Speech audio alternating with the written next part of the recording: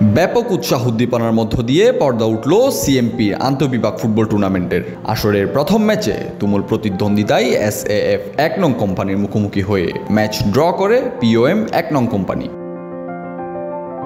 টুর্নামেন্টে মোট ১৬টি দল ৪টি গ্রুপে বিভক্ত হয়ে গ্রুপ পর্বে ৩টি করে ম্যাচ খেলবে। গ্রুপ পর্বে ২৪টি ম্যাচ, কোয়ার্টার ফাইনালে ৪টি, সেমিফাইনালে ২টি ও ফাইনাল সহ মোট ৩১টি ম্যাচের মধ্য দিয়ে জুলাইয়ের প্রথমার্ধে সমাপ্ত হবে এই আসর। মঙ্গলবার দামপাড়া পুলিশ লাইন্সের এসএএফ মাঠে এই ফুটবল টুর্নামেন্টের উদ্বোধন করেন সিএমপি কমিশনার কৃষ্ণপদ রায়। এই সময় তিনি বলেন, ক্লান্তিকর কর্তব্য পালনে পুলিশ যেন ক্লান্ত হয়ে না পড়ে, সেই জন্য এই টুর্নামেন্ট। এইটা 11 জনের খেলা, 11 জনকেই কিন্তু পারফর্ম করতে হয়। কোনো এক এক ব্যক্তির বিশেষ পারফরমেন্সের কারণে কোনো টিম কিন্তু জয়লাভ করতে পারে না।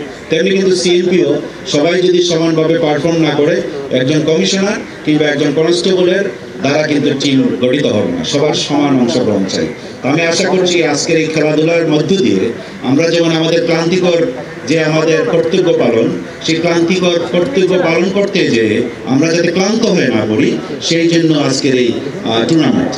এই সময় আরও উপস্থিত ছিলেন সিএমপির অতিরিক্ত পুলিশ কমিশনার আসম মাহাতাবুদ্দিন, উপপুলিশ কমিশনার মোহাম্মদ আব্দুল ওয়ারিস, চট্টগ্রাম প্রেস ক্লাবের সভাপতি সালাউদ্দিন মোহাম্মদ রেজা, সাধারণ সম্পাদক দেবদুলাল ভৌমিক এবং সিএমপির ঊর্ধ্বতন কর্মকর্তাবৃন্দ। Zohayer Fatin Ishtiaq, news now 24, Chittagong.